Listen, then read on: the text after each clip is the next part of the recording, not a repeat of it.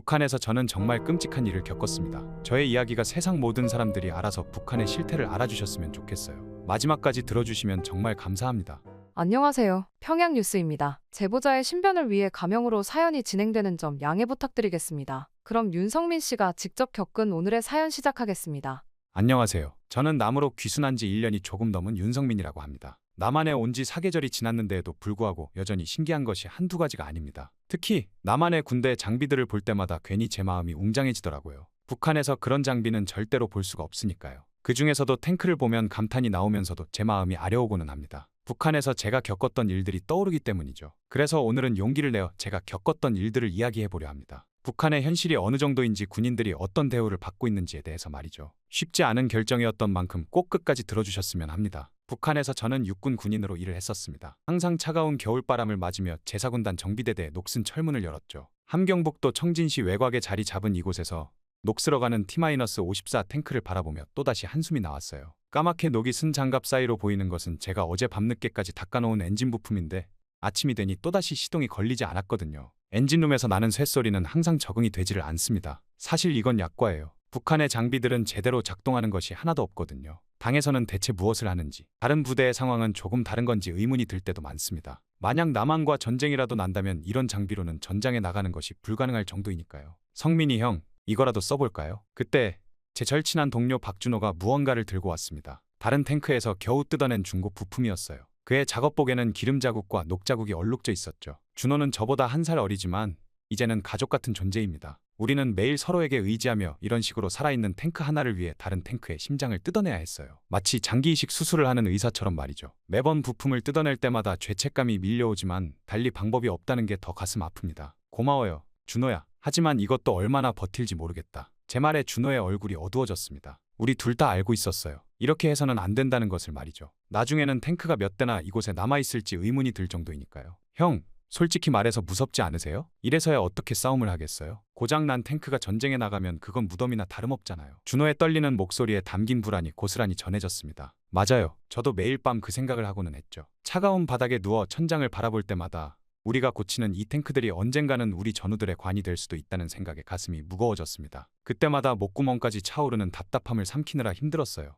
이뿐만이 아닙니다. 부대의 식당 사정은 더 심각해요. 창가에 앉아있으면 차가운 바람이 틈새로 새어 들어와 국물이 식는 것도 모른 채 밥을 먹곤 합니다. 게다가 하루 3끼니가 2끼니로 줄었는데 그마저도 제대로 된 한 끼를 먹기가 힘들죠. 쌀밥은 이제 꿈같은 이야기가 되었어요. 잡곡으로 겨우 배를 채우는데 그나마도 양이 너무 적어서 항상 배가 고픕니다. 된장국이라고 내오는 것도 사실은 소금물에 절인 무 몇 조각이 전부예요. 식당 아주머니의 미안해하는 눈빛을 마주칠 때면 차라리 배고픈 게 낫겠다는 생각이 들 정도죠. 형, 오늘 저녁에 또 가실래요? 준호의 속삭임에 제가 고개를 끄덕였습니다. 우리는 매일 밤 부대 뒤편 경사진 땅에 몰래 감자를 심고 있거든요. 달빛 아래에서 조심스럽게 땅을 파고 씨감자를 묻는 일은 이제 우리의 일상이 되었습니다. 처음에는 우리 둘만의 비밀이었는데 이제는 부대원들 대부분이 알고 있어요. 하지만 모두 모른 척 해주시죠. 우리가 심은 감자가 그들의 허기진 배를 채워주는 유일한 위안이 되었으니까요. 가끔 밤중에 감자밭을 살피러 가면 누군가 조심스레 물을 주고 간 흔적을 발견할 때가 있어요. 그럴 때면 가슴 한켠이 따뜻해지고는 합니다. 특히 겨울밤은 정말 견디기가 힘듭니다. 난방용 유류가 부족해서 군인들은 한데 모여 서로의 체온을 나누며 잠을 청하죠. 담요 한 장으로는 턱없이 부족한 한겨울밤,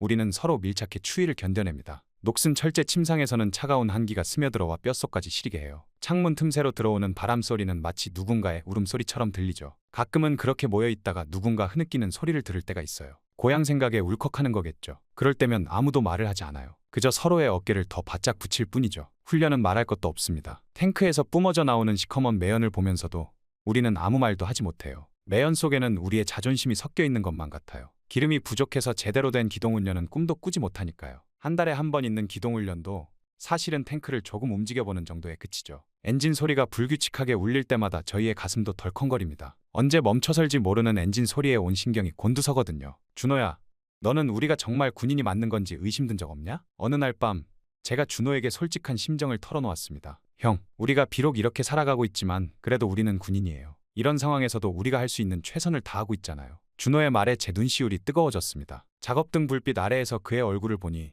눈가에 맺힌 땀방울이 눈물인지 분간이 가지 않았어요. 맞아요. 우리는 비록 쇠락해가는 장비들 속에서 살아가고 있지만 그래도 우리는 군인이죠. 이런 상황에서도 매일 아침 일찍 일어나 탱크를 점검하고 부품을 교체하고 훈련을 합니다. 우리가 할 수 있는 최선이 이것뿐이라는 게 가슴 아프지만 그래도 우리는 포기하지 않아요. 밤이면 저는 종종 탱크 옆에서 홀로 담배를 피웁니다. 담배 연기가 차가운 공기 속에서 하얗게 피어오르면 마치 제 한숨이 실체가 된 것처럼 보이죠. 까만 하늘을 올려다보며 언제쯤 이 상황이 나아질까 생각하는데 밤하늘의 별들은 그저 차갑게 빛날 뿐이에요. 하지만 그런 생각도 잠시뿐이에요. 아침이 되면 또다시 녹슨 탱크와 싸워야 하니까요. 담배 연기 속에 제 고민을 태워버리곤 해요. 형, 이제 들어가요. 내일도 일찍 일어나야 하잖아요. 준호의 말에 제가 마지막 담배 연기를 내뿜었습니다. 이렇게 우리의 하루가 또 저물어가네요. 준호가 있어서 얼마나 다행인지 모릅니다. 이런 열악한 상황에서도 버틸 수 있는 건 항상 옆에 있어주는 준호 덕분이니까요. 하지만 그때는 몰랐습니다. 그때가 다시 돌아올 수도 없다는 것을 말이죠. 그렇게 며칠 뒤 제 인생을 뒤집을 만한 사건이 일어나고 말았습니다. 그날 밤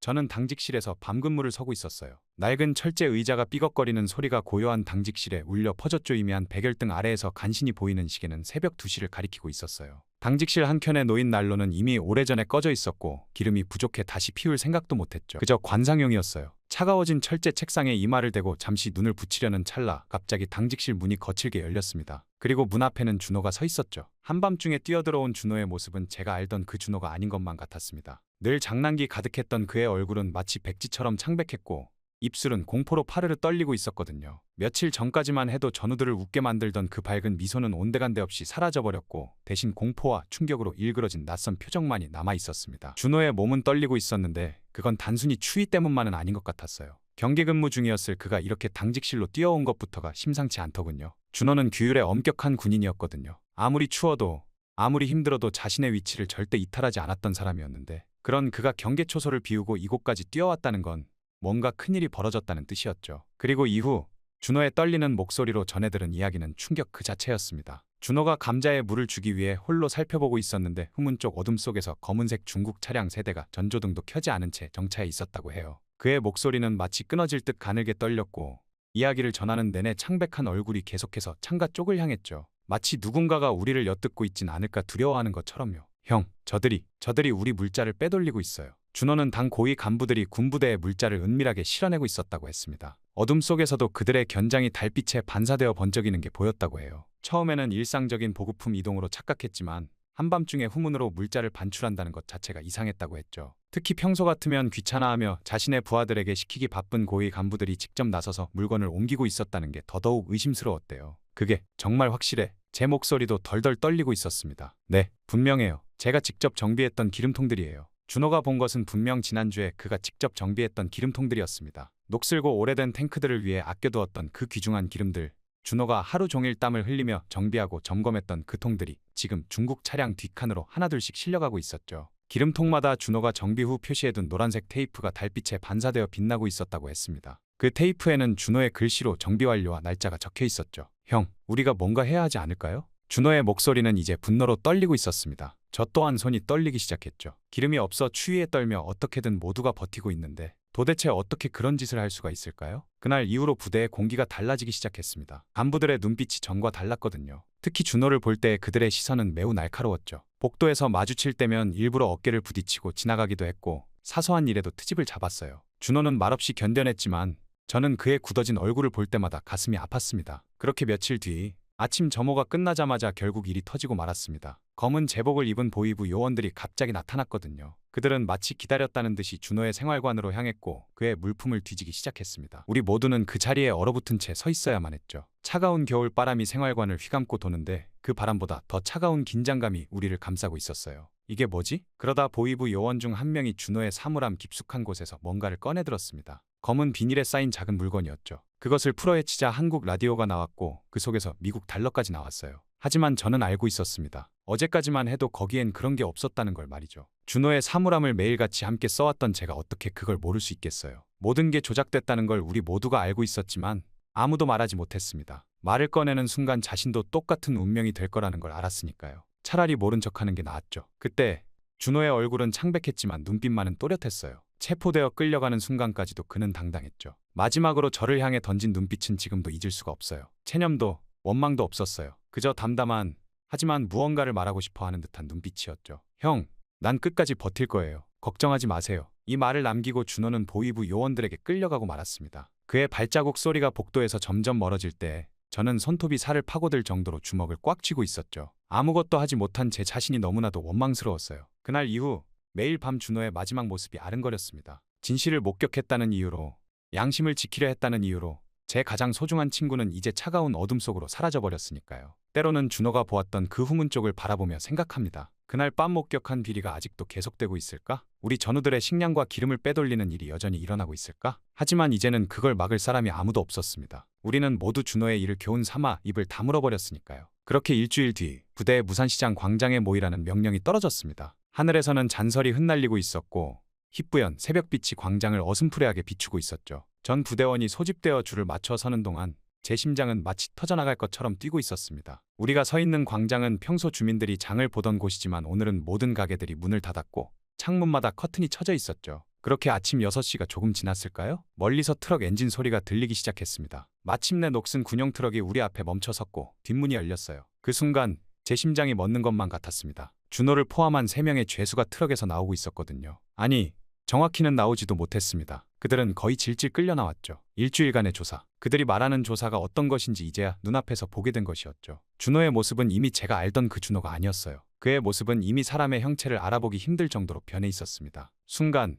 숨이 멎는 것만 같았습니다. 준호의 얼굴은 퉁퉁 부어올라 있었고 시퍼런 멍이 얼굴 전체를 뒤덮고 있었거든요. 한쪽 눈은 완전히 감겨 있었고 다른 쪽 눈도 겨우 실눈을 뜨고 있는 정도였어요. 입가에서는 말라붙은 핏자국이 보였고 코는 비틀어져 있었습니다. 그리고 준호의 손가락, 그 손가락을 보는 순간 제 온몸에 전율이 흘렀습니다. 손톱이 모두 뽑혀나간 듯했고 시퍼런 손가락에는 아직도 선명한 핏자국이 남아있었죠. 지난주까지만 해도 그 손으로 탱크를 정비하고 부품을 고치던 그 정교한 손가락들이 말입니다. 이제는 형체도 알아보기 힘들게 변해버렸어요. 게다가 준호의 다리는 이미 제 기능을 잃은 듯했습니다. 축 늘어진 다리는 분명 여러 군데가 부러져 있었을 거예요. 2명의 병사가 그를 부축해서 나무기둥으로 끌고 가는 동안에도 준호는 제대로 서지도 못했죠. 그저 준호의 발끝이 땅에 끌리면서 눈 위에 희미한 자국을 남기고 있었어요. 한때는 번듯했을 그의 군복 또한 이제 누더기가 되어 있었습니다. 피와 고문의 흔적으로 얼룩진 군복은 찢어지고 구겨져 있었고 옷 여기저기에는 구멍이 나 있었어요. 며칠을 굶었는지 몸은 뼈만 앙상하게 남아 있었죠. 일주일 전만 해도 건장했던 그의 몸이 이렇게나 야위어버릴 수 있다는 게 믿기지 않았어요. 그때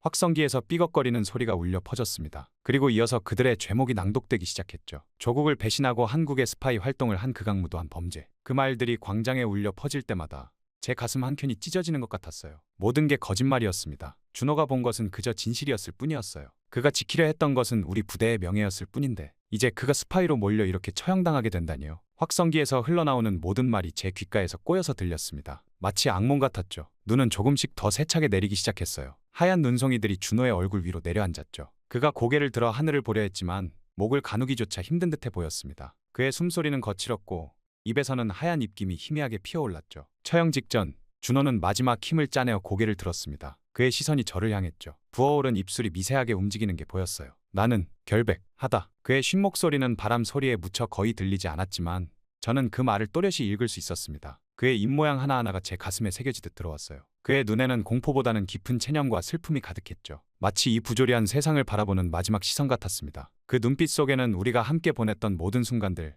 탱크를 정비하던 날들, 몰래 감자를 심던 밤들, 서로의 체온을 나누며 추위를 견디던 기억들이 모두 담겨 있는 것 같았습니다. 그리고 연이어 총성은 3번 울렸습니다. 매우 차갑고 건조한 소리였죠. 새벽에 고요를 찢는 그 소리와 함께 결국 준호의 몸이 축 늘어지고 말았습니다. 그 순간 광장에 모인 모든 사람들의 숨소리가 멎은 것 같았죠. 아니, 어쩌면 제 귀가 멎은 걸지도 모르겠어요. 그저 희미한 눈발 소리만이 들렸으니까요. 그렇게 처형이 끝나고 당 간부들의 모습이 눈에 들어왔습니다. 그들은 마치 아무 일도 없었다는 듯이 담배를 피우며 웃고 있었죠. 누군가 시계를 보더니 오늘은 생각보다 일찍 끝났네 라며 농담을 던졌어요. 그 말을 듣는 순간 저는 제 마음속에서 무언가가 끊어지는 것을 느꼈습니다. 그들이 그렇게 비아냥거리는 중에도 준호의 몸은 아직도 나무기둥에 묶인 채 축 처져 있었습니다. 흰 눈이 조금씩 그의 어깨 위에 쌓이기 시작했죠. 저는 그저 그 자리에 얼어붙은 채 서 있었어요. 다리는 후들거렸고 손끝은 차가웠죠. 하지만 그보다 더 차가운 건 제 가슴이었습니다. 그렇게 총성이 울린 지 1시간이 지났을까요? 우리는 모두 부대로 돌아가라는 명령을 받았습니다. 아무도 준호의 시신을 수습하려 하지 않았죠. 그저 그렇게 나무기둥에 묶인 채로 두고 가라고 했습니다. 돌아가는 길에 저는 몇 번이나 뒤를 돌아보았습니다. 점점 멀어지는 광장에서 준호의 모습은 하얀 눈 속에 작은 점이 되어갔죠. 멀리서 보니 마치 잠들어 있는 것처럼 보였어요. 그렇게 준호의 처형 이후 부대 내 분위기는 점점 더 숨막히게 변해갔습니다. 마치 검은 구름이 부대 전체를 뒤덮은 것 같았죠. 겨울바람이 부대를 휘감을 때마다 준호의 마지막 모습이 떠올랐고 그때 총성이 귓가에 맴돌았어요. 전우들은 서로 눈을 마주치는 것조차 피했고 간부들의 눈치를 보며 조심스레 움직였습니다. 웃음소리는 사라진 지 오래였고 말소리조차 점점 작아져만 갔어요. 하지만 저희는 모두 속으로 분노하고 있었습니다. 정비대 막사 뒤편에는 오래된 창고가 하나 있었는데 우리는 이곳에서 비밀리에 모였어요. 저와 가장 친했던 3명의 동료들과 함께 말이죠. 김영철 상사는 우리 중에서 가장 나이가 많았습니다. 31살에 그는 항상 냉철한 판단력으로 유명했죠. 그의 주름진 얼굴에는 세월의 무게가 깊이 새겨져 있었는데 특히 눈가의 주름은 이곳에서의 고단한 시간을 말해주는 것 같았어요. 손등에 굳은 살은 오랜 정비 작업의 흔적이었고 움직일 때마다 무릎에서 나는 소리는 그의 지친 몸을 대변하고 있었죠. 이태준 중사는 저와 비슷한 나이였는데 최근 들어 그의 눈빛이 점점 더 어두워져 가는 게 보였죠. 한때는 반짝이던 그의 눈동자가 이제는 마치 깊은 우물처럼 어둡고 깊어져 있었어요. 매일 밤 잠을 설치는지 눈 밑에는 짙은 그늘이 드리워져 있었고 때때로 허공을 바라보며 한숨을 쉴 때면 그의 어깨가 무겁게 떨리곤 했죠. 26살의 최재훈 하사는 가장 어렸지만 그의 눈빛만큼은 누구보다도 단단해 보였어요. 준호의 처형 이후 그는 더욱 조용해졌지만 그 속에서 불타오르는 의지는 오히려 더 강해진 것 같았죠. 그의 주머니에는 항상 접힌 종이가 있었는데 나중에야 그것이 탈출 계획이었다는 걸 알게 됐어요. 이거 봐요. 영철 상사가 조심스레 꺼내 보인 것은 군관들의 비리 증거였습니다. 그의 손이 떨리는 걸 감추려 애쓰는 모습이 보였죠. 군인들의 배급이 어떻게 착복되는지 그 과정을 상세히 기록한 메모들이었어요. 쌀자루가 줄어드는 숫자, 기름통이 사라지는 시간, 심지어 겨울 피복이 빠져나가는 경로까지 말이죠. 모든 것이 꼼꼼하게 기록되어 있었습니다. 그의 손은 미세하게 떨리고 있었어요. 이런 증거를 모으다가 발각되면 어떤 일이 벌어질지 알기에 저는 더 이상 참을 수가 없어요. 이태준의 목소리가 떨렸습니다. 그의 손끝은 파랗게 질려 있었고 이야기를 시작하는 순간부터 입술이 바르르 떨리고 있었죠. 그는 자신의 여동생 이야기를 꺼냈는데 여동생이 당 간부의 성폭력에 시달렸다는 거였어요. 이야기를 하는 동안 그의 손은 계속해서 무릎을 쥐었다 폈다 하고 있었죠. 신고도 할 수 없었다고 하더군요. 오히려 신고했다가는 더 큰 보복을 당할까 봐 말입니다. 그의 눈가에 맺힌 눈물이 번쩍였어요. 창고의 희미한 불빛 아래서도 그의 분노와 절망이 선명하게 보였습니다. 재훈이가 조용히 꺼내놓은 것은 탈북 경로에 대한 정보였어요. 그는 오랫동안 이 정보들을 모아왔나 봐요. 손때에 묻은 종이들을 하나씩 펼칠 때마다 그의 손끝이 미세하게 떨렸죠. 두만강의 경비가 허술한 지점들, 안전한 도강 시기, 중국 쪽 지형도까지 모든 게 꼼꼼히 준비되어 있었어요. 심지어 달의 위상까지 계산해 놓았더군요. 어두운 밤일수록 안전하다는 걸 그도 알고 있었나 봐요. 우리가 이대로 살다가는 언젠가는 우리도 저렇게 될 거예요. 제가 이 말을 꺼냈을 때 창고 안에 공기가 얼어붙는 것 같았습니다. 준호의 처형 장면이 다시 눈앞에 아른거렸죠. 그의 마지막 눈빛, 피로 얼룩진 군복, 하얀 눈이 내리던 그 아침. 저는 매일 밤 같은 악몽을 꾸고 있었어요. 잠에서 깰 때마다 식은땀이 흘렀고 가슴은 터질 듯이 뛰었죠. 동료들의 눈빛에서도 같은 두려움을 볼 수 있었어요. 그렇게 저희는 탈북을 하기로 마음을 먹었습니다. 재훈이의 지도 아래 각자가 조용히 준비를 해나갔죠. 그리고 마침내 우리가 선택한 날이 왔어요. 한파가 몰아치는 밤이었죠. 살을 애는 듯한 바람이 불었지만 오히려 잘 됐다고 생각했습니다. 이런 날씨에는 경비병들도 최소한의 인원만 배치되니까요. 바람 소리가 우리의 발자국 소리를 감춰줄 거라는 계산도 있었죠. 그렇게 야간 경계근무 교대 시간, 우리는 각자의 위치로 흩어졌습니다. 제 가슴 속에서는 심장이 마치 폭탄처럼 쿵쾅거렸죠. 두꺼운 군복 안에 감춰둔 탈출용 배낭의 어깨를 짓눌렀어요. 그 안에는 최소한의 식량과 옷까지, 그리고 준호의 유품 하나를 넣어뒀죠. 그가 늘 가지고 다니던 수첩이었어요. 군용 트럭은 이미 준비되어 있었어요. 영철 상사가 일주일 전부터 조금씩 연료를 모아두었거든요. 매일 밤 한 방울씩 모은 기름이 이제 우리의 자유를 위한 희망이 된 거죠. 엔진 시동을 걸 때 그 긴장감이란 제 손이 얼어붙은 건지 떨려서 그런 건지 구분이 안 될 정도였어요. 시동 소리가 밤 공기를 가르며 울렸을 때 우리 모두의 심장이 멎는 듯 했습니다. 첫 번째 고비는 부대 정문을 통과하는 거였죠. 다행히 그날 당직이던 병사는 우리와 친했던 박상민이었어요. 그는 아무것도 묻지 않고 그저 고개를 끄덕였을 뿐이죠. 그의 눈빛에서 조심히 가라는 말을 읽을 수 있었어요. 정문을 지날 때 그의 눈가에 맺힌 눈물을 보았습니다. 우리가 떠난 후 그에게 어떤 일이 벌어질지 생각하고 싶지 않더군요. 그저 그가 안전하기를 바랄 뿐이었습니다. 그렇게 트럭은 두만강을 향해 달렸습니다. 캄캄한 밤길을 달리는 동안 우리 모두는 숨소리조차 내지 않았어요. 헤드라이트도 켤 수 없었죠. 발각될 위험이 너무 컸으니까요. 달빛에 의지한 채 달리는 동안 영철 상사의 이마에는 땀이 맺혔어요. 영하의 날씨에도 말이죠. 그의 소나귀에 쥐어진 운전대가 덜덜 떨리는 게 보였습니다. 차창 밖으로는 하얀 설원이 끝없이 펼쳐져 있었습니다. 달빛에 반사된 눈이 마치 은빛 비단처럼 빛났죠. 평소 같았으면 아름답다고 생각했을 텐데 지금은 그저 우리의 발자국을 드러낼 배신자처럼 느껴졌어요. 그리고 마지막 검문소가 보였을 때 우리 모두의 심장이 멎는 것 같았습니다. 하지만 이태준이 미리 준비해뒀죠. 그는 평소 이 검문소 병사들에게 담배도 나눠주고 고향 소식도 전해주며 관계를 쌓아왔거든요. 검문소를 지날 때 우리는 숨도 제대로 쉬지 못했어요. 이태준의 손은 주머니 속에 권총을 움켜쥐고 있었죠. 만약에 사태에 대비한 거였어요. 다행히 그들은 우리를 눈치챈 척도 하지 않았죠. 하지만 두만강이 보이기 시작할 때 뒤에서 경적 소리가 들렸어요. 차가운 겨울바람을 가르며 울리는 그 소리는 마치 죽음의 종소리 같았죠. 우리를 쫓는 군용 차량이었어요. 재훈이가 뒤를 보며 소리쳤죠. 추적 차량이에요. 2대. 그의 목소리에서 공포가 묻어났어요. 영철 상사가 엑셀러레이터를 끝까지 밟았습니다. 엔진이 비명을 지르는 소리가 났죠. 트럭이 요동치면서 달렸지만 뒤에서 들리는 엔진 소리는 점점 가까워졌어요. 우리의 낡은 트럭으로는 그들의 새 차량을 따돌리기가 힘들었나 봐요. 창문 너머로 보이는 그들의 헤드라이트가 점점 더 선명해졌습니다. 마침내 강가에 도착했을 때 저는 준호의 얼굴이 떠올랐습니다. 그가 우리에게 보여준 용기, 그가 지키려 했던 진실. 우리는 그것을 이어받아 여기까지 온 거였죠. 하얀 서리가 내린 두만강은 마치 거대한 뱀처럼 꿈틀거리고 있었어요. 강물 위로 피어오르는 하얀 물 안개가 마치 유령처럼 보였죠. 총성이 울렸을 때 우리는 이미 강을 건너기 시작했습니다. 차가운 물이 온몸을 덮쳤죠. 영하의 물속은 마치 수천 개의 바늘이 온몸을 찌르는 것 같았어요. 숨을 쉴 때마다 폐가 얼어붙는 것 같았죠. 군복이 물을 먹고 점점 무거워졌지만 우리는 필사적으로 팔을 저었습니다. 재훈이의 신음소리가 들렸어요. 돌아보니 그의 배에서 피가 흘러내리고 있었죠. 총알이 그의 배를 관통한 거예요. 얼음장 같은 강물이 그의 피로 붉게 물들었어요. 달빛 아래서 번지는 붉은 물결이 마치 악몽처럼 보였죠. 살아남아서 이 이야기를 꼭 전해줘. 준호의 결백을. 그게 그의 마지막 말이었습니다. 재훈이의 몸이 점점 강물에 잠기기 시작했죠. 우리는 그를 잡으려 했지만 차가운 강물과 총격 속에서 그마저도 여의치 않았습니다. 마치 준호를 다시 한번 잃는 것 같은 그 순간을 아마 저는 평생 잊지 못할 거예요. 그의 몸이 서서히 가라앉으며 남긴 물결이 마지막 작별 인사처럼 느껴졌습니다. 간신히 중국 땅을 밟았을 때 우리 셋의 몸은 이미 반쯤 얼어붙어 있었지만 뒤돌아볼 시간조차 없었죠. 총성은 계속 울렸고 우리는 달릴 수 있을 때까지 달렸어요. 어둠 속으로, 그리고 자유를 향해. 우리의 발자국 뒤로 물방울이 떨어져 얼어붙었고 거친 숨소리가 하얀 입김이 되어 밤공기 속으로 흩어졌죠. 이제 우리는 돌아갈 수 없는 강을 건넜어요. 뒤에 남겨진 조국은 이제 악몽처럼 느껴졌지만 동시에 그곳에 묻어둔 우리의 전우들이 자꾸만 생각났어요. 준호와 재훈이의 희생을 가슴에 안고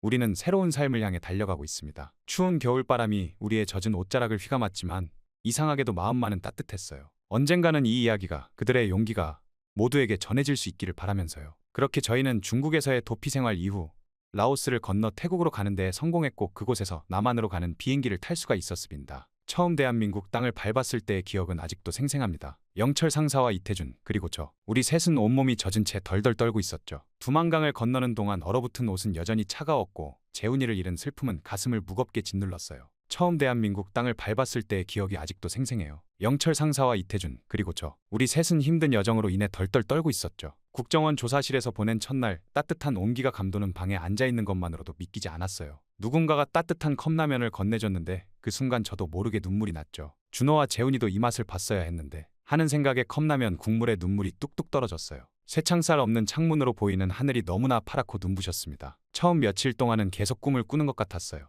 밤에도 환하게 빛나는 도시의 불빛들, 거리를 가득 메운 자동차들, 웃으며 걸어가는 사람들, 모든 게 너무나 낯설었죠. 특히 놀라웠던 건 사람들의 표정이었어요. 두려움이나 경계심 없이 자유롭게 대화하고 웃는 모습이 마치 다른 세상의 풍경처럼 느껴졌습니다. 하나원에서 교육을 받는 동안 저는 매일 밤 준호의 꿈을 꿨어요. 때로는 그가 웃으며 제 옆에 앉아있기도 하고 때로는 처형당하던 순간의 모습으로 나타나기도 했죠. 잠에서 깨면 이불은 땀으로 젖어 있었고 가슴은 여전히 무거웠어요. 하지만 이상하게도 그 꿈들이 저를 더 강하게 만들어주는 것 같았습니다. 그리고 2024년 여름 마침내 대한민국 최전방 부대를 방문하게 됐어요. 한국 육군에서 제공한 방문자용 복장을 입고 서 있자니 마치 꿈을 꾸는 것만 같았죠. 옷감이 너무 부드러워서 처음에는 이게 정말 군복인가 싶었어요. 북한에서 입던 거칠고 따가운 군복과는 전혀 달랐거든요. 바느질 하나하나가 정교했고 주머니 하나까지 완벽하게 재단되어 있었죠. 부대에 들어서는 순간 저는 충격을 받았습니다. 깔끔하게 포장된 도로, 잘 정돈된 화단, 반짝이는 유리창의 건물들. 이런 게 정말 군부대란 말인가요? 북한에서는 상상조차 할 수 없었던 풍경이 눈앞에 펼쳐져 있었어요. 봄바람에 흔들리는 나무들 사이로 군인들이 질서정연하게 움직이는 모습이 마치 영화의 한 장면 같았죠.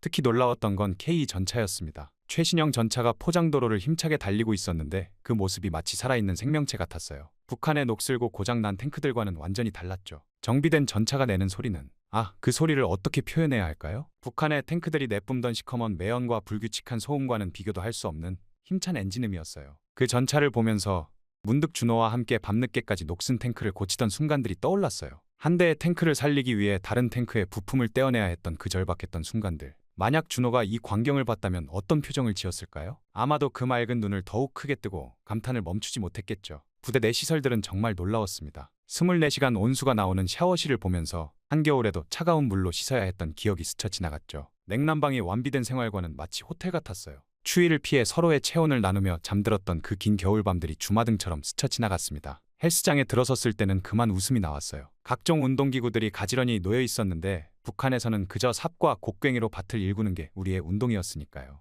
음악이 흐르는 공간에서 젊은 병사들이 땀을 흘리며 운동하는 모습이 너무나 생경했죠. 식당에 들어섰을 때는 그때의 충격을 어떻게 표현해야 할지 모르겠어요. 반짝이는 스테인리스 식판에 가지런히 담긴 반찬들, 김이 모락모락 나는 따뜻한 밥, 신선한 야채들, 매일 세끼 제공되는 영양가 있는 식사라뇨. 주말에는 특식과 간식까지 나온다는 말에 저도 모르게 눈물이 고였어요. 이게 진짜 군대입니까? 제가 떨리는 목소리로 묻자 안내하던 장교가 미소를 지으며 대답했어요. 당연하죠. 우리 군인들은 나라를 지키는 소중한 인재들이니까요. 그 말이 가슴을 파고들었습니다. 북한에서는 군인들을 그저 소모품처럼 여겼는데 여기서는 인재라고 부르다니요. 식당 한쪽에서는 영양사가 메뉴를 계획하고 있었고 주방에서는 조리병들이 위생모자를 쓴 채 음식을 준비하고 있었죠. 마치 다른 세상을 보는 것 같았어요. 부대 앞 PX도 놀라웠어요. 군인들이 자유롭게 간식을 사 먹을 수 있다니. 한 병사가 과자를 사들고 나오는 모습을 보면서 저는 북한에서의 나날들을 떠올렸어요. 배고픔을 달래기 위해 밤마다 몰래 담장을 넘어야 했던 순간들, 감자를 심기 위해 어둠 속에서 땅을 파야 했던 기억들.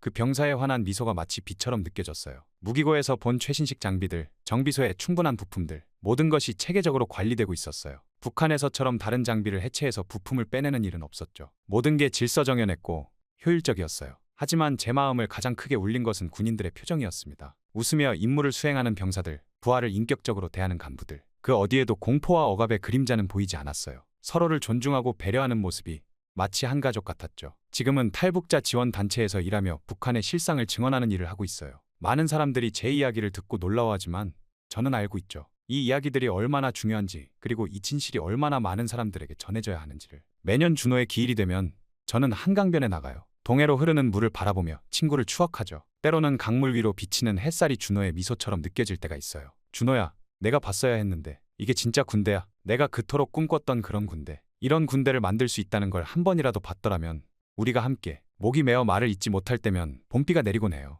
마치 하늘도 준호를 그리워하는 것처럼요. 빗방울이 제 어깨를 적시지만 그 감촉이 왠지 따뜻하게 느껴져요. 나의 친구 준호야, 이제는 평화롭게 잠들거라. 내가 꿈꾸던 자유를 위해 나는 계속해서 이야기할 거야. 언젠가 통일이 되면 내 결백을 반드시 증명하고 내 명예를 되찾아줄 것을 맹세한다. 그리고 우리 후배들은 이런 환경에서 진정한 군인의 긍지를 가지고 복무하게 될 거야. 봄비는 계속 내리고 한강은 묵묵히 흐르고 있어요. 언젠가 이 물줄기가 북녘 땅까지 다 그곳의 모든 군인들에게도 자유와 존엄이 전해지길. 그날이 올 때까지 저는 계속해서 이 이야기를 전할 거예요. 준호와 재훈이, 그리고 그곳에 남은 모든 전우들을 위해서. 북한에서 군인 아들을 둔다는 것은 정말 힘든 일입니다. 볼 수가 없으니까요. 면회도 거의 불가능하다고 봐야죠. 그리고 저는 알게 되었습니다. 면회라는 게 다 좋은 것만은 아니라는 걸요. 그리고 그들이 어디로 보내지는지도 말이죠. 안녕하세요.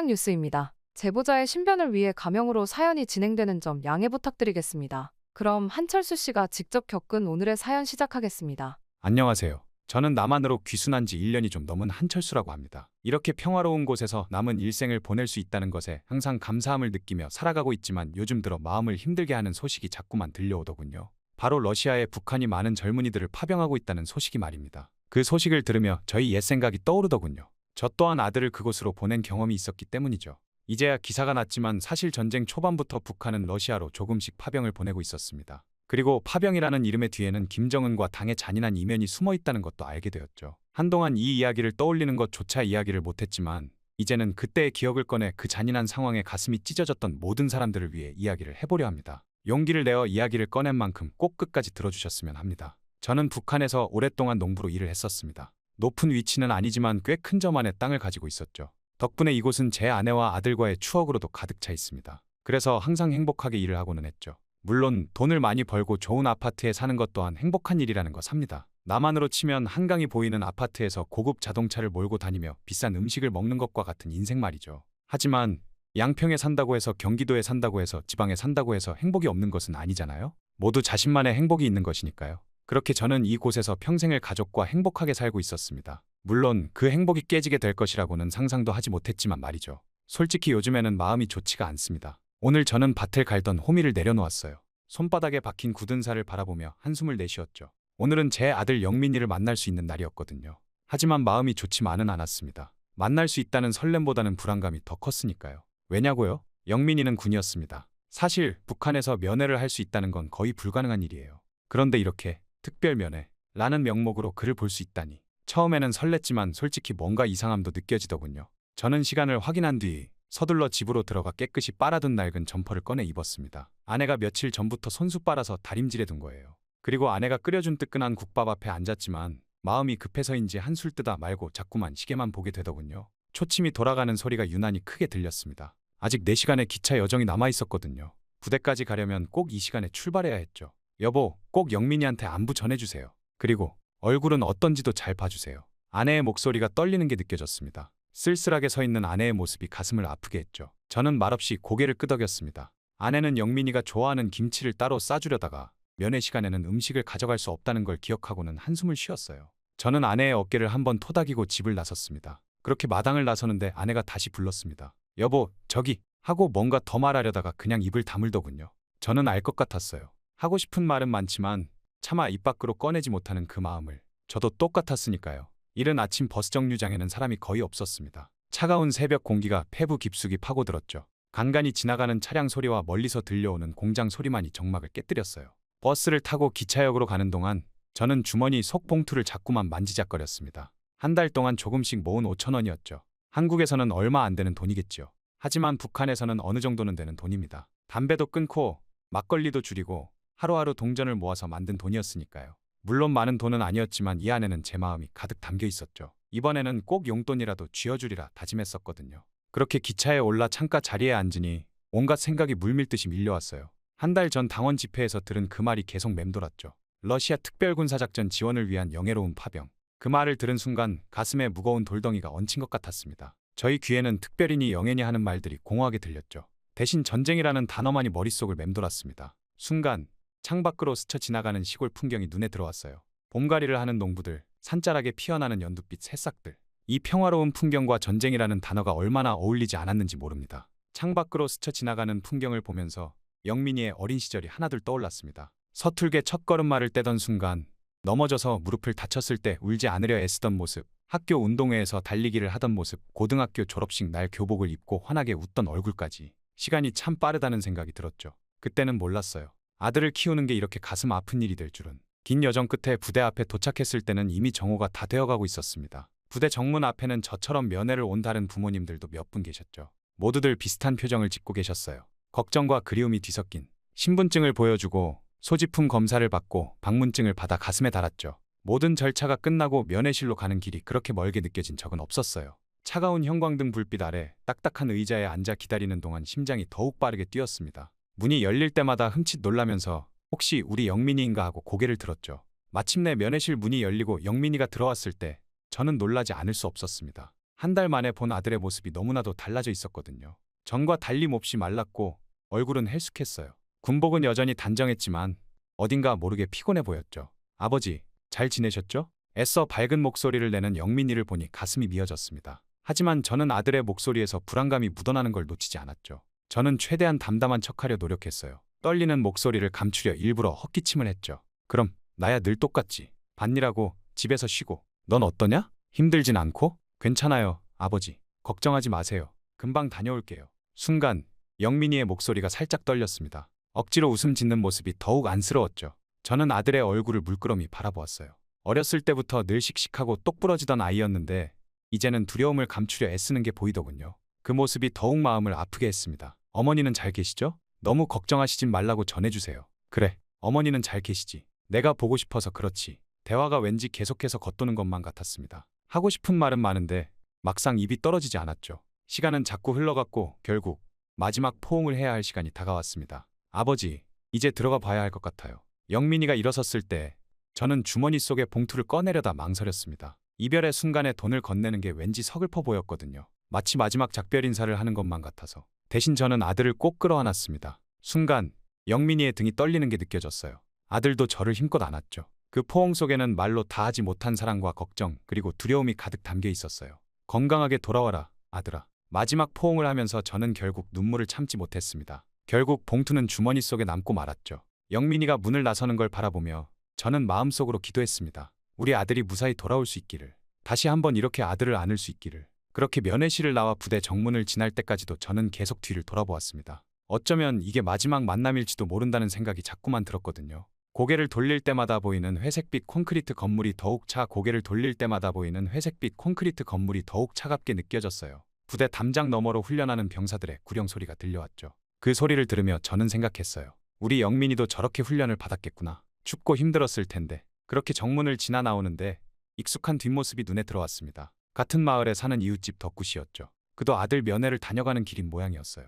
덕구씨의 어깨가 평소보다 더 처져 보였거든요. 철수씨도 면회 다녀가시나 봅니다. 덕구가 저를 발견하고 쓸쓸한 미소를 지었습니다. 저는 고개를 끄덕이며 그의 곁으로 다가갔죠. 우리는 잠시 말없이 서서 저 멀리 보이는 부대 건물들을 바라보았어요. 초봄의 차가운 바람이 우리 사이로 스쳐 지나갔습니다. 뭔가 이상하지 않습니까? 우리 동네에서만 벌써 5집 아들들이. 덕구의 목소리가 바람에 흩어졌습니다. 그의 말끝에 담긴 의미를 저는 직감적으로 알 수 있었죠. 우리 마을의 젊은이들이 유독 많이 차출된 것 같다는 걱정이었을 테니까요. 저도 그 점이 마음에 걸렸었거든요. 맞아요. 저도 그 생각을 했었죠. 제 말에 덕구가 고개를 끄덕였어요. 그의 눈가에 깊은 주름이 패인 게 보였습니다. 아들을 걱정하는 부모의 마음은 다 똑같은가 봅니다. 우리 승호는 어떻던가요? 제가 덕구의 아들 소식을 물었더니 그는 한숨을 깊게 내쉬었어요. 많이 야위었더군요. 제가 보기엔 우리 애들이 뭔가 더 힘든 훈련을 받는 것 같아요. 다른 부대 애들보다. 덕구의 말이 가슴에 꽂혔어요.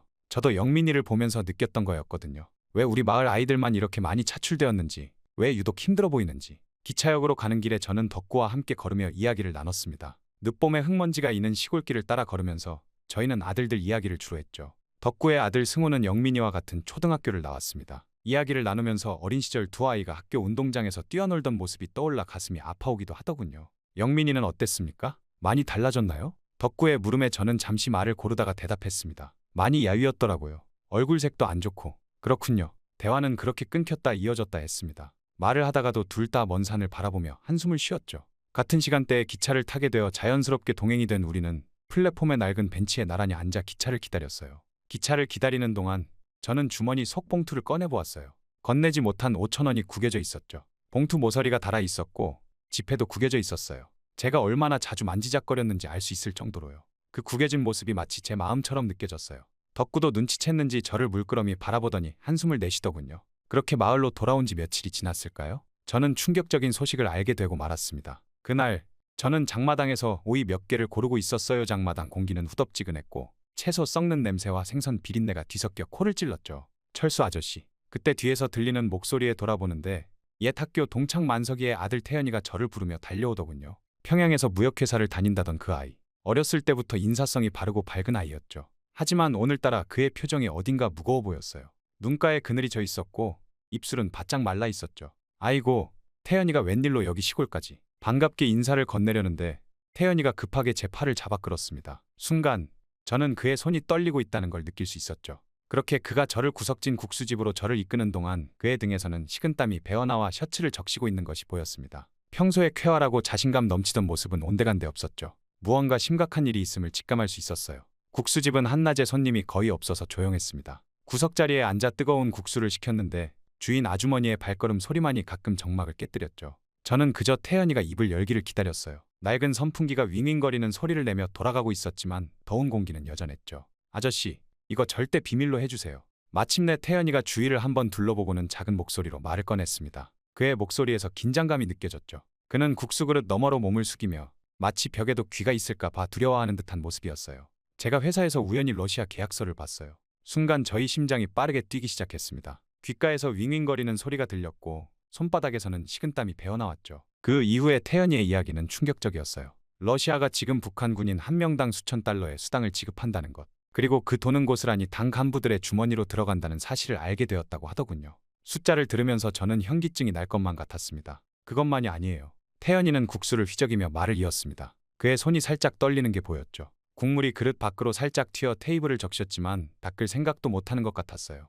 당 간부 자제들은 다 빠졌어요. 노동당 중앙위원회 비서국 대상 자녀들은 4년 근무 후 면제라고 하더라고요. 일반 서민이랑 농민, 노동자 자녀들만 선별해서 파병을 보낸대요. 그 말에 제 손에 든 젓가락이 떨어질 것만 같았습니다. 쇠붙이가 테이블에 부딪히는 소리가 이상하게 크게 들렸죠. 머릿속이 하얘지는 것만 같았어요. 문득 아들에게 건네지 못한 5,000원이 떠오르더군요. 저는 그 돈조차 아들에게 주지 못했는데 수천 달러가 누군가의 주머니로 들어간다니. 방금 전까지 뜨겁던 국수가 갑자기 쓴맛으로 가득해지는 것만 같았습니다. 목구멍으로 도저히 넘어가지 않았죠. 태연아, 그게 정말이냐? 제 목소리가 떨렸습니다. 마치 다른 사람의 목소리처럼 낯설게 들렸죠. 손끝이 차가워지는 것을 느끼며 저는 테이블 밑으로 떨리는 손을 감추었어요. 태연이는 고개를 끄덕였죠. 그의 이마에는 송글송글 땀방울이 맺혀 있었어요. 네, 아저씨. 계약서를 제 눈으로 직접 봤어요. 우리 상사가 실수로 제가 볼 수 있는 곳에 두고 간 거예요. 병사 한 명당 매달 지급되는 수당이. 그게. 태연이의 목소리가 점점 작아졌습니다. 마지막 말은 거의 들리지 않을 정도였죠. 그는 주머니에서 손수건을 꺼내 이마에 땀을 닦았어요.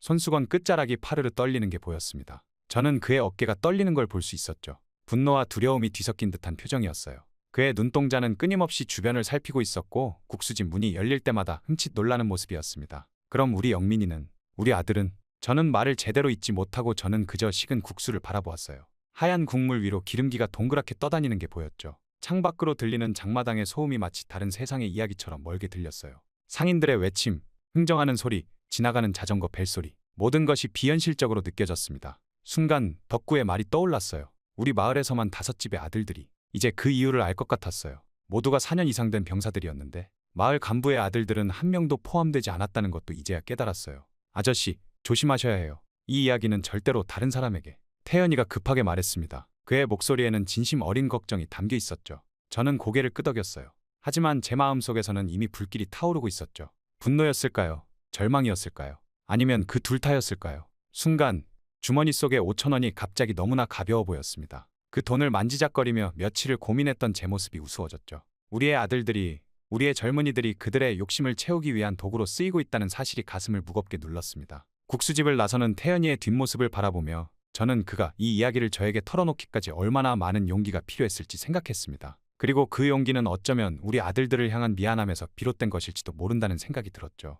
집으로 돌아가는 길에 저는 자꾸만 주머니 속봉투를 만졌어요. 구겨진 5,000원. 이제는 그 무게가 수천 달러만큼이나 무겁게 느껴졌습니다. 그 속에는 아버지의 무력함과 분노, 그리고 아들을 지키지 못한 죄책감이 모두 담겨 있었으니까요. 그렇게 태연이와의 대화 이후 저는 잠을 이루지 못했어요. 방바닥에 누워 천장을 바라보며 밤새 뒤척였죠. 아내는 제 곁에서 한숨만 내쉬었고 밖에서는 늦가을 벌레 소리만이 들려왔습니다. 그 이야기를 다른 사람들과 나눠야 할지, 입을 다물어야 할지 고민이 꼬리에 꼬리를 물었죠. 가끔 창밖으로 달빛이 스며들 때마다 저는 러시아로 끌려간 우리 아들들의 얼굴을 떠올렸어요.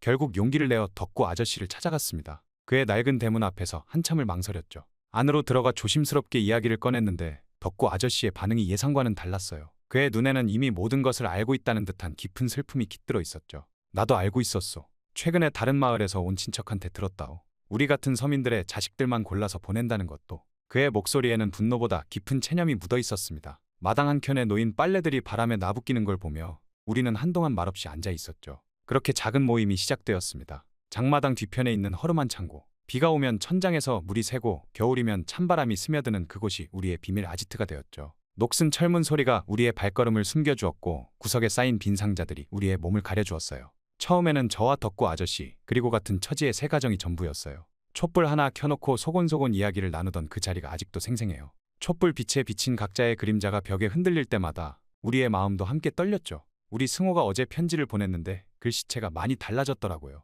손에 총기 들고 연습하다가 동상 걸렸다네요.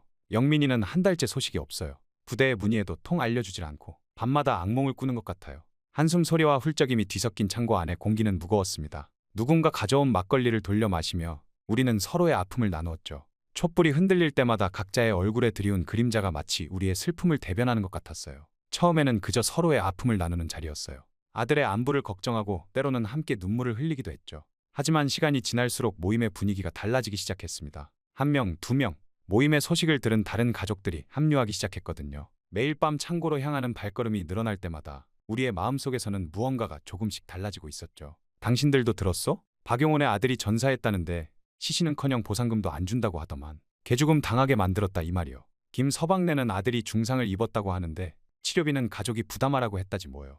거기다 총알 값까지 물리겠다고. 이야기를 나눌수록 분노가 커져갔습니다. 촛불 주위로 모인 사람들의 눈빛이 점점 달라지는 게 보였죠. 처음에 절망과 슬픔은 이제 차갑게 식어가는 분노로 변해가고 있었어요. 누군가 쥔주먹에서 하얗게 피가 빠져나가는 걸 보며 저는 이 분노가 어디로 향할지 알 수 있었죠. 한 달이 지날 무렵 20여 명으로 불어난 모임에서 누군가가 처음으로 저항이라는 말을 꺼냈어요. 그 순간 창고 안에 공기가 얼어붙는 것 같았죠. 촛불이 흔들리며 만든 그림자가 벽에서 춤추는 동안 우리는 모두 숨을 죽였습니다. 이대로는 안 되겠어요. 뭐라도 해야. 우리가 가만히 있으면 누가 우리 아들들을 지켜주겠습니까? 말을 끝낸 최씨 아저씨의 목소리가 떨렸습니다. 그의 눈가에 맺힌 눈물이 촛불에 반사되어 빛났죠. 어두운 창고 안에서 그 말은 마치 폭탄과도 같았어요. 모두가 숨을 죽이고 서로를 바라보았죠. 두려움과 결의가 뒤섞인 눈빛들이 촛불 아래서 반짝였어요. 결국 그날 밤 우리는 처음으로 행동을 시작했습니다. 우리의 아들을 돌려달라. 는 내용의 벽보를 만들었죠. 낡은 전구 아래에서 떨리는 손으로 한 글자 한 글자를 써내려갔어요. 먹이 번지듯 우리의 분노와 슬픔이 종이에 스며들었죠. 그 작은 종이에 우리의 모든 절망과 분노를 담았어요. 그렇게 창고 안은 숨막힐 듯한 긴장감으로 가득했습니다. 누군가는 종이를 자르고 또 누군가는 붓글씨를 쓰고 모두의 손이 떨리고 있었지만 눈빛만은 단단했죠. 이제 돌이킬 수 없다는 걸 알면서도 우리는 멈출 수 없었어요. 깊은 밤 저희는 보이부의 감시를 피해 벽보를 붙이고 있었습니다. 춥고 어두운 거리에서 달빛만이 저를 비추고 있었죠. 손에 든 풀이 차가워서 손가락이 얼어붙는 것 같았어요. 그때였어요. 등 뒤에서 발소리가 들리기 시작했죠. 순간 가슴이 멎는 것 같았어요. 바로 순찰대였어요. 저기 누구야? 날카로운 외침에 저는 본능적으로 몸을 숨겼습니다. 재빨리 골목 구석진 곳으로 몸을 피했죠. 어둠 속에서 제 심장 소리가 너무 커서 들킬까 겁이 날 정도였죠. 숨소리를 죽이고 벽에 바짝 붙어 서 있는 동안 순찰대의 발소리가 점점 가까워졌다가 멀어졌어요. 그들이 지나간 후에도 한참을 그 자리에 서 있었죠. 다리가 후들거려서 걸을 수가 없었거든요. 이틀 후 새벽 첫 닭이 울기도 전에 보위부원들이 마을을 뒤덮었거든요. 까만 제복을 입은 그들이 마치 전염병처럼 마을 곳곳으로 퍼져나갔어요. 그리고 창문 틈으로 바깥을 내다보던 제 눈에 끔찍한 광경이 펼쳐졌습니다. 덕구 아저씨가 보위부원들에게 끌려나가고 있었죠. 그는 옷도 제대로 입지 못한 채 몇 명의 보위부원에게 거칠게 끌려가고 있었어요. 우리 아들은 대포밥이 아니다. 끌려가면서도 외치는 덕구 아저씨의 절규가 새벽 공기를 가르며 울려 퍼졌습니다. 그의 목소리에는 분노와 절망이 가득했죠. 순간 보위부원 중 하나가 그의 뺨을 세차게 후려쳤어요. 찢어질 듯한 아픔이 담긴 신음소리. 저는 그만 눈을 감아버리고 말았죠. 곧이어 최신혜, 박신혜 모두 저와 함께 벽보를 붙였던 이들이 차례로 끌려나갔습니다. 새벽녘의 고요를 깨고 비명소리가 여기저기서 터져나왔죠. 온 마을이 공포에 휩싸였어요. 이 개만들아, 우리 자식들 팔아먹고 너희들은 돈으로 자식들 빼냈지. 최씨 아저씨는 끌려가며 포효했습니다. 이미 피로 범벅이 된 그의 얼굴이 달빛에 번들거렸죠. 그 모습을 보며 제 가슴이 찢어지는 것 같았어요. 구타 소리, 신음소리, 울음소리, 그 모든 소리가 뒤섞여 마을 전체를 공포의 도가니로 만들었어요. 여보, 어떡하면 좋아요? 아내가 제 팔을 붙잡고 흐느꼈습니다. 그녀의 손은 얼음장처럼 차가웠죠. 저는 말없이 아내를 안았어요.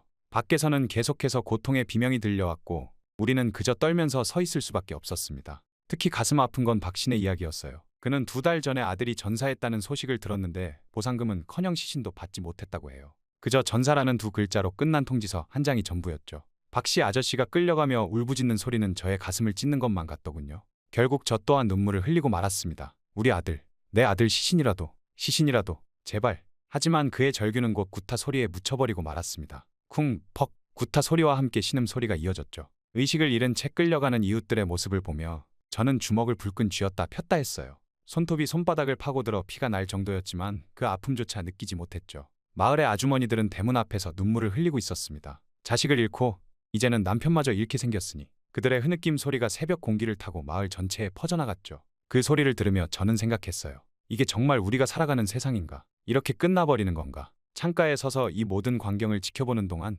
저는 이상한 감정에 사로잡혔습니다. 공포, 분노, 수치심이 한데 뒤섞여 가슴을 짓눌렀죠. 제가 살아남았다는 사실이 다행스러우면서도 죄책감으로 가득했어요. 창문 유리에 비친 제 모습이 너무나 초라해 보였죠. 밖에서는 여전히 고통의 소리가 이어지고 있었습니다. 보위부원들의 구둣발 소리가 마을 곳곳을 울리고 끌려가는 사람들의 신음소리가 새벽 공기를 가르며 그 속에서 저는 제 무력함을 절감했어요. 주먹을 꽉 쥐었다가 펴기를 반복하면서 마음속으로는 계속 중얼거렸죠. 미안하다, 여보, 영민이한테는 절대로 이 일을 알리면 안 돼요. 아내의 떨리는 목소리가 뒤에서 들렸어요. 그녀의 얼굴은 창백했고 눈가에는 눈물이 고여 있었죠. 저는 고개를 끄덕였습니다. 하지만 마음속으로는 다짐했죠. 이대로 물러설 수는 없다고. 우리의 저항은 이제 시작일 뿐이라고. 덕구 아저씨와 다른 이웃들의 희생이 헛되지 않게 만들어야 한다고. 날이 밝아오면서 구타 소리는 점차 잦아들었습니다. 대신 무거운 침묵이 마을을 덮었죠. 그 침묵이 더 무서웠어요. 마치 우리의 영혼까지 짓누르는 것 같은 침묵. 아침 햇살이 창으로 스며들 때마다 밤사이의 폭력이 더욱 선명하게 드러났어요.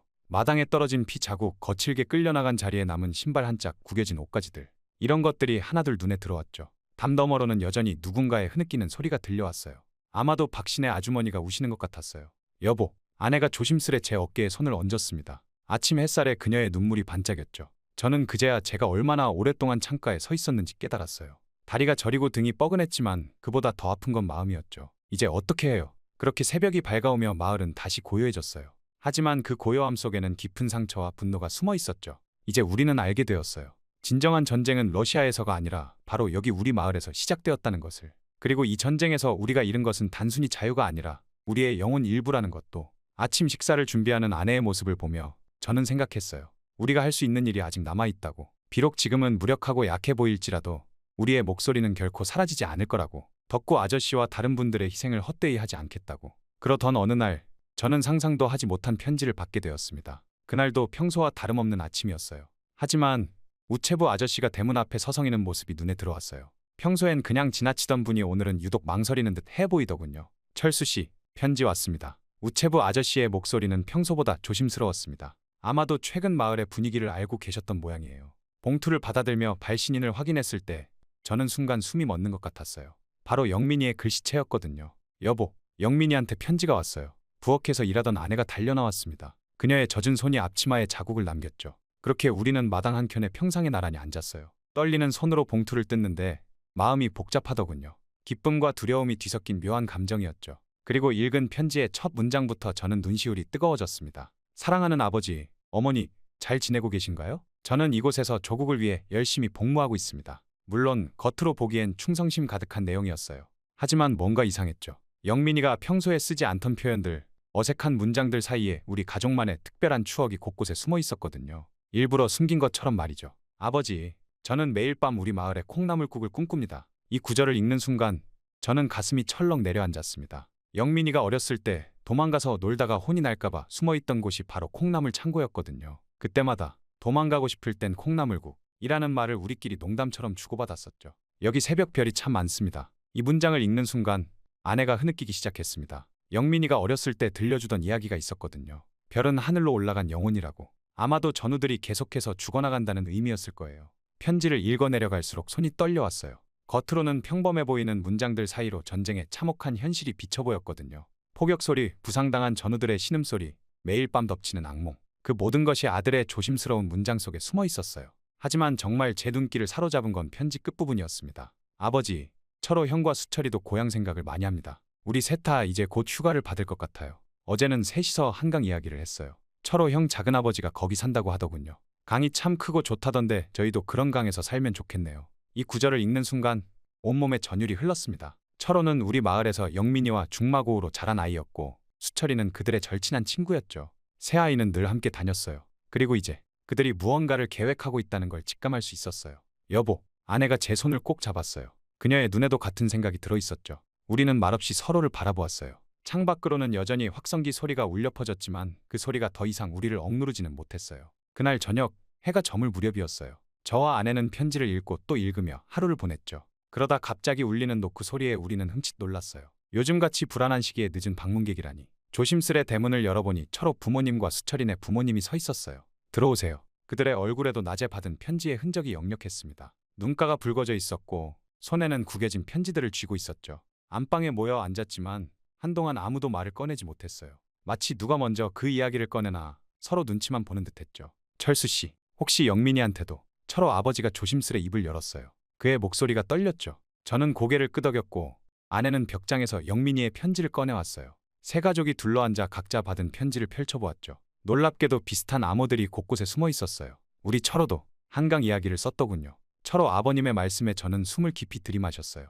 수철이 어머님도 떨리는 손으로 아들의 편지를 펼쳐 보이셨죠. 거기에도 같은 내용이 세 아이가 서로 모의하고 보낸 편지라는 게 분명했어요. 사실 제가 드릴 말씀이 있습니다. 철호 아버님이 주위를 한번 둘러보고는 목소리를 낮추셨습니다. 그리고는 충격적인 이야기를 꺼내셨죠. 제 동생과 연락이 닿았습니다. 작은 형님이 한국에서. 순간 방 안의 공기가 얼어붙는 것 같았어요. 모두가 숨을 죽였죠. 철호 아버님은 더욱 조심스럽게 말을 이어가셨어요. 동생이 말하길 도움을 줄 수 있다고 합니다. 만약 아이들이 우크라이나에서 탈출에 성공한다면. 그분의 말씀이 끝나기도 전에 수철 어머님이 흐느끼기 시작하셨습니다. 저희도 가슴이 먹먹해졌죠. 우리 아이들이 그런 위험한 계획을 세우고 있다니. 하지만 한편으로는 이상한 희망이 피어올랐어요. 우리도 결단을 내려야 할 것 같습니다. 제가 조심스레 말을 꺼냈어요. 모두가 저를 바라보았죠. 아이들이 무사히 탈출한다 해도 우리가 여기 남아있으면 그들은 영원히 가슴에 짐을 안고 살아야 합니다. 우리도 말을 잇지 못했지만 모두가 제 뜻을 이해한 것 같았어요. 탈북, 그 위험하고 절박한 선택을 우리도 해야 한다는 거였죠. 저희도 같이 가겠습니다. 수철 아버님이 떨리는 목소리로 말씀하셨어요. 그의 손은 아내의 손을 꼭 붙잡고 있었죠. 한순간에 우리의 운명이 결정되는 것 같았어요. 철호 아버님이 주머니에서 조그만 쪽지를 꺼내셨습니다. 거기에 동생과 연락할 수 있는 방법이 적혀 있다고 했죠. 우리는 그 쪽지를 받아들며 마치 운명의 문턱을 넘어서는 것 같은 기분이 들었어요. 이제 돌이킬 수 없는 강을 건너는 겁니다. 제 말에 모두가 고개를 끄덕였습니다. 방 안에는 두려움과 결의가 뒤섞인 침묵이 가득했죠. 창밖으로 보이는 달빛이 우리의 새로운 여정을 지켜보는 것만 같았어요. 그날 밤 우리는 오랫동안 이야기를 나눴어요. 앞으로의 계획, 준비해야 할 것들, 피해야 할 것들. 하지만 그 모든 이야기 속에는 하나의 간절한 희망이 있었죠. 우리 아이들과 다시 만나 자유롭게 살 수 있다는 희망. 집으로 돌아가는 두 가정을 배웅하며 저는 하늘을 올려다보았어요. 영민이가 말했던 그 수많은 별들 사이로 새로운 희망의 별이 반짝이는 것 같았습니다. 그렇게 이야기를 나누고 며칠 뒤 철원애가 제일 먼저 떠났어요. 그날 아침까지도 평소와 다름없이 장에 나가시고 마당에 빨래를 널어두셨죠. 하지만 그날 저녁 갑자기 불이 꺼진 철원의 집은 다시는 밝아지지 않았어요. 이웃들은 친척집에 잠시 다녀온다고 했다며 수군거렸지만 저희는 알고 있었죠. 그들이 자유를 향한 첫 발걸음을 내디뎠다는 것을. 이틀 뒤에는 수철이네도 사라졌습니다. 그들은 더욱 조심스러웠죠. 밤사이에 아무도 모르게 마치 안개처럼 쓰러져갔어요. 남겨진 빈집들을 보며 가슴이 아팠지만 한편으로는 그들의 무사한 여정을 빌었죠. 그리고 일주일 후 우리 차례가 왔습니다. 30년간 일군 농지를 바라보며 아내와 저는 말없이 서 있었죠. 봄가리를 하던 밭고랑, 영민이가 어릴 적 뛰어놀던 마당, 우리의 추억이 서린 낡은 집. 이제는 이 모든 것을 뒤로해야 했어요. 여보, 이제 가야 해요. 아내의 떨리는 목소리에 저는 고개를 끄덕였습니다. 밤이 깊어질 때까지 기다렸다가 우리는 조용히 집을 나섰죠. 달빛마저 숨은 칠흑 같은 어둠 속에서 우리는 두만강을 향해 걸었어요. 가방 하나에 평생을 담아야 했지만 그보다 더 무거운 건 우리의 마음이었죠. 한밤중에 두만강은 생각보다 더 무서웠습니다. 나이가 있는 몸으로 강을 건너는 것은 정말 힘든 일이더군요. 차가운 물살이 우리의 발목을 휘감았고 깊어지는 물속에서 아내가 휘청거렸죠. 여보, 괜찮아요. 제가 아내의 손을 꼭 잡았습니다. 그녀의 손이 얼음장처럼 차가웠죠. 중간쯤 왔을 때 아내가 힘들어하기 시작했어요. 숨소리가 거칠어지고 발걸음이 자꾸 느려졌죠. 조금만 더 힘내요. 우리 영민이를 생각해요. 우리도 한강에서 만나자고 했잖아요. 제 속삭임에 아내는 고개를 끄덕였습니다. 그녀의 눈에서 눈물이 흘러내렸지만 발걸음은 다시 힘을 얻었죠. 차가운 물살을 헤치며 우리는 한 걸음 한 걸음 자유를 향해 나아갔어요. 중국에서의 생활은 또 다른 지옥이었어요. 숨 쉬는 것조차 조심스러웠죠. 낮에는 창고와 비닐하우스에 숨어 지내고 밤에만 조심스레 이동했어요. 매일 밤 잠들기 전 우리는 서로를 꼭 끌어안았죠. 그게 우리가 할 수 있는 전부였으니까요. 저기 순찰차예요. 누군가의 작은 외침에 우리는 얼어붙었어요. 캄캄한 어둠 속에서 숨도 제대로 쉬지 못한 채 그저 서로의 손을 꼭 잡고 있을 수밖에 없었죠. 그런 순간마다 영민이의 얼굴이 떠올랐어요. 우리 아들도 지금 이런 두려움을 견디고 있겠지. 하지만 저희는 기적처럼 중국에서 브로커를 만나 라오스를 지내 태국까지 갈 수 있었고 마침내 한국에 도착할 수 있었어요. 철호의 작은아버님이 보내주신 도움이 정말 컸죠. 처음 한국 땅을 밟았을 때의 그 느낌을 아직도 잊을 수가 없어요. 자유의 공기가 이렇게 달콤한지 몰랐죠. 하나원에서의 교육을 받는 동안 우리는 철원애와 수철이네 소식도 들을 수 있었습니다. 그들도 무사히 도착했다는 거였죠. 그렇게 만나서 서로 마주보며 웃을 때는 눈물이 났어요. 우리가 정말 여기까지 왔다는 게 믿기지 않았거든요. 그러던 어느 날 철호 작은아버님께서 급하게 연락을 주셨습니다. 우크라이나에서 새 아들이 탈출에 성공했다는 소식이었죠. 한국 대사관의 보호를 받고 있다고. 그 말씀을 듣는 순간 저희 모두는 그 자리에 주저앉고 말았어요. 우리 아이들이 정말 해냈네요. 아내는 울음을 터뜨렸고 저도 눈물을 멈출 수가 없었어요. 수철이 어머님은 그 자리에서 기도를 하시기 시작했죠. 우리의 기도와 희망이 마침내 이루어진 거예요. 3개월이 지나고 드디어 그날이 왔어요. 인천공항 입국장.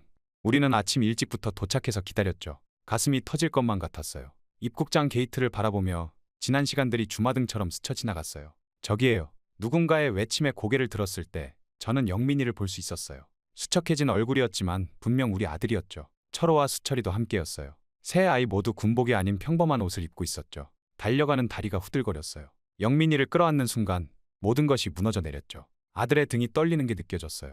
아내는 영민이의 얼굴을 양손으로 감싸쥐고 울음을 터뜨렸고 주위에서는 철원애와 수철이네도 재회의 기쁨을 나누고 있었어요. 아버지, 어머니, 제가 정말 돌아왔어요. 영민이의 목소리가 떨렸어요. 그동안 겪었을 고통과 두려움, 그리고 이제 느끼는 안도감이 모두 담겨 있는 것 같았죠. 그리고 몇 달 후 우리는 한강변 포장마차에 모였습니다. 늦은 저녁이었지만 한강의 야경이 우리를 환하게 비춰주고 있었죠. 테이블 위에는 정말로 콩나물국이 놓여 있었어요. 이제는 진짜 자유롭게 콩나물국을 먹을 수 있네요. 영민이의 말에 우리 모두는 웃음을 터뜨렸습니다. 그 웃음소리에는 그동안의 모든 아픔과 두려움이 녹아 있었죠. 수철이는 잠깐 일어나 한강을 바라보더니 말했어요. 여기선 별이 잘 안 보이네요. 하지만 그게 더 좋아요. 그때처럼 동료들이 별이 되어가는 걸 보지 않아도 되니까요. 모두가 잠시 침묵했다가 철호가 소주잔을 들었어요. 우리 모두의 자유를 위하여. 건배를 하는 순간 저는 주머니 속의 낡은 봉투를 만졌습니다. 그날 영민이에게 주지 못했던 5,000원이 아직도 그대로 있었죠. 이제는 그 돈이 우리의 과거와 현재를 이어주는 소중한 추억이 되었어요. 멀리서 한강의 물결이 반짝였어요. 선선한 강바람이 우리의 얼굴을 쓰다듬어주는 것 같았죠. 포장마차의 작은 전구 불빛 아래서 우리는 진정한 자유와 행복을 맛보고 있었어요. 아버지, 영민이가 제 손을 잡았어요. 이제 우리 정말 자유로운 거죠? 저는 고개를 끄덕이며 아들을 바라보았어요. 그의 눈에는 더 이상 두려움이 없었죠. 대신 희망과 기쁨으로 가득했어요. 그래, 이제 정말 자유란다. 콩나물국 위로 피어오르는 따뜻한 김처럼 우리의 마음도 포근해졌어요. 이제 우리는 진정한 의미의 가족이 되어 새로운 시작을 맞이하게 된 거죠. 그날 밤 집으로 돌아가는 길에 우리는 한강변을 걸었어요. 도시의 불빛이 강물에 비치는 모습이 마치 우리의 새로운 희망처럼 반짝였죠. 이제 우리 앞에는 자유로운 미래가 펼쳐져 있었고 그 길을 우리는 함께 걸어갈 수 있게 되었어요. 끝내 우리는 해냈습니다. 자유를 찾아 떠난 위험한 여정. 그 끝에서 우리는 새로운 삶을 시작할 수 있게 된 거예요. 이제 우리의 이야기는 또 다른 희망의 시작이 될 수 있겠죠. 물론 힘든 일이겠지만 이번 러시아에서 탈영한 북한 군인들도 안전하게 자신이 가고 싶은 곳에서 자유를 맞이했으면 좋겠습니다. 그리고 북에 남은 동포들도 꼭 자유를 누렸으면 합니다. 지금까지 제 이야기를 들어주셔서 감사합니다. 앞으로의 저희의 앞날을 응원해 주시길 바랍니다.